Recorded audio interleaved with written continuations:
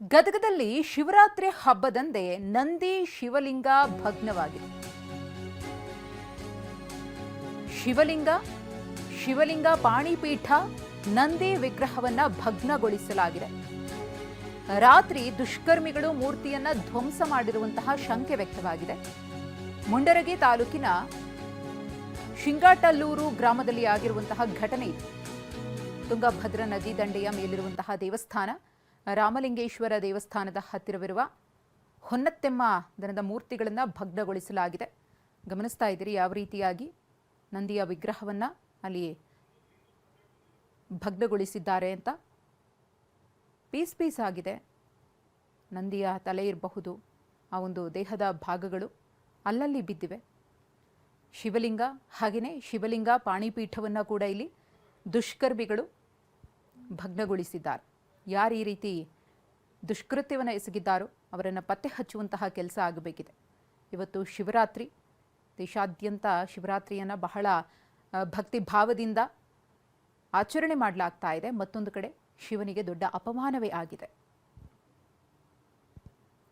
ಈ ಕುರಿತು ಮತ್ತಷ್ಟು ಮಾಹಿತಿಯನ್ನು ಕೊಡ್ತಾರೆ ನಮ್ಮ ಪ್ರತಿನಿಧಿ ಸಂಜೀವ್, ಯಾರು ಈ ರೀತಿ ಕೃತ್ಯವನ್ನು ಎಸಗಿದ್ದು ಅನ್ನೋದ್ರ ಬಗ್ಗೆ ಸ್ಥಳೀಯರೇನಾದರೂ ಅನುಮಾನ ವ್ಯಕ್ತಪಡಿಸುತ್ತಿದ್ದಾರಾ? ಇದೇ ಮೊದಲಾಗಿರೋದ ಈ ಹಿಂದೆ ಈ ರೀತಿ ವಿಗ್ರಹಗಳನ್ನು ವಿರೂಪಗೊಳಿಸುವಂತಹ ಘಟನೆಗಳೇನಾದರೂ ನಡೀತಾ ಇತ್ತ ಈ ಭಾಗದಲ್ಲಿ? ಹೌದು ಮೊದಲು ಏನು ಗದಗ ಜಿಲ್ಲೆ ಸಿಂಗ್ತಾಲೂರು ಗ್ರಾಮದ ಬಳಿ ಇರುವಂತಹ ಏನು ತುಂಗಭದ್ರಾ ನದಿ ತೀರದಲ್ಲಿರುವಂತಹ ಐತಿಹಾಸಿಕ ಅಂದ್ರೆ ಚಾಲುಕ್ಯರ ಕಾಲದ ಐತಿಹಾಸಿಕ ದೇವಸ್ಥಾನದ ಮೇಲೆ ದುಷ್ಕರ್ಮಿಗಳು ಅಟ್ಟಹಾಸ ಮೆರೆದಿದ್ದಾರೆ ಅಂತ ಹೇಳ್ಬಹುದು. ಯಾಕೆಂದ್ರೆ ಇವತ್ತು ನಾಡಿನೆಲ್ಲೆಡೆ ಶಿವರಾತ್ರಿಯ ಸಂಭ್ರಮ ಬಲಜೋರಾಗಿದೆ. ಶಿವನ ನಾಮಸ್ಮರಣೆ ಮಾಡ್ತಾ ಇದ್ದಾರೆ, ಶಿವನ ಪೂಜೆ ಮಾಡ್ತಾ ಇದ್ದಾರೆ. ಆದ್ರೆ ಇಲ್ಲಿ ಈ ಗ್ರಾಮದಲ್ಲಿ ಶಿವನಿಗೆ ಅವಮಾನ ಆಗಿದೆ. ಯಾಕಂದ್ರೆ ಶಿವಲಿಂಗಕ್ಕೆ ಕೂಡ ಭಗ್ನ ಮಾಡಿದ್ದಾರೆ, ಜೊತೆಗೆ ಶಿವಲಿಂಗದ ಪಾಣಿಪೀಠ ಕೂಡ ಭಗ್ನ ಮಾಡಿದ್ದಾರೆ. ಜೊತೆಗೆ ಶಿವಲಿಂಗ ಮುಂದೆ ಇರುವಂತಹ ನಂದಿ ಮೂರ್ತಿಯನ್ನು ಕೂಡ ಭಗ್ನ ಮಾಡಿ ಅಟ್ಟಹಾಸ ಮೆರೆದಿದ್ದಾರೆ. ಯಾಕೆಂದ್ರೆ ಇದು ಏನು ಮತಾಂಧ ದುಷ್ಟ ಶಕ್ತಿಗಳ ಈ ಒಂದು ಕೆಲಸ ಮಾಡಿದ್ದಾರೆ ಅಂತನ್ನುವಂಥದ್ದು ಈ ಗ್ರಾಮಸ್ಥರು ಆರೋಪ ಮಾಡ್ತಾ ಇದ್ದಾರೆ. ಯಾಕೆಂದ್ರೆ ನಮ್ಮೂರಲ್ಲಿ ಕೂಡ ಎಲ್ಲ ಜಾತಿಯ ಜನರು ಸೌಹಾರ್ದತೆಯಿಂದ ಇದ್ದೀವಿ. ಆದ್ರೆ ಹೊರಗಡೆಯಿಂದ ಬಂದಂತ ದುಷ್ಕರ್ಮಿಗಳು ಈ ಒಂದು ಕೃತ್ಯ ಮಾಡಿದ್ದಾರೆ.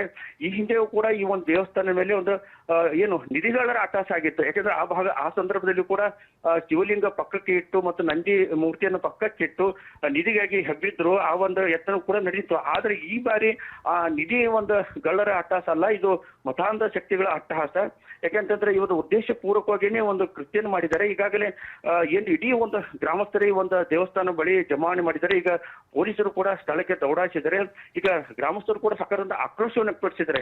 ಯಾಕಂದ್ರೆ ಇವತ್ತು ಶಿವನಾಮಸ್ಮರಣೆ ನಾವು ಇಡೀ ದಿನ ನಾವು ಜಾಗರಣೆ ಮಾಡುವಂತ ಕಾರ್ಯಕ್ರಮ ಹಮ್ಮಿಕೊಂಡಿದ್ದೀವಿ. ಯಾಕಂದ್ರೆ ನಿನ್ನೆಯೂ ಕೂಡ ಇಡೀ ದೇವಸ್ಥಾನಕ್ಕೆ ಸುಣ್ಣ ಬಣ್ಣ ಮಾಡಿದ್ದೀವಿ.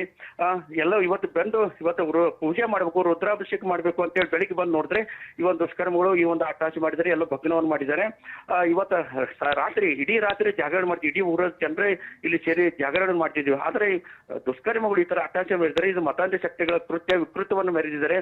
ಹೀಗಾಗಿ ತಕ್ಷಣ ಅವರನ್ನು ಅರೆಸ್ಟ್ ಮಾಡಬೇಕು. ಒಂದ್ ವೇಳೆ ಅರೆಸ್ಟ್ ಮಾಡದೇ ಇದ್ರೆ ನಾವು ಇಡೀ ಗ್ರಾಮಸ್ಥರು ನಾವು ಜಿಲ್ಲಾಧಿಕಾರಿಗಳ ಕಚೇರಿ ಎದುರು ಅಹೋರಾತ್ರಿ ಧರಣಿ ಮಾಡಬೇಕಾಗತ್ತೆ ಅನ್ನೋ ಎಚ್ಚರಿಕೆ ಕೂಡ ಈ ಗ್ರಾಮಸ್ಥರು ನೀಡಿದ್ದಾರೆ.